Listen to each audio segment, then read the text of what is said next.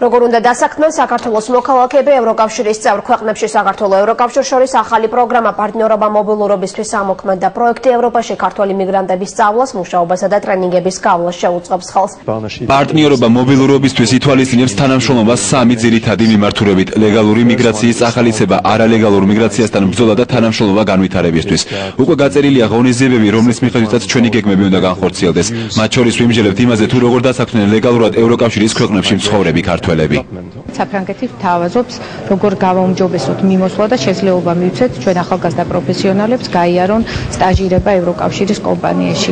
იტალია გვთავაზობს, როგორ გავაუმჯობესოთ გამოცდილება და თანამშრომლობა ღვინის სფეროში. გერმანია გვთავაზობს, რაც შეიძლება ინტენსიურად ვითანამშრომლოთ, რათა გავამარტივოთ და ამასთან ერთად ხელი შეუწყოთ რეადმისირებული ქართველი მოქალაქეების რეინტეგრაციას საქართველოში და ასე შემდეგ. ანუ ეს არის ძალიან ფართო სპექტრი.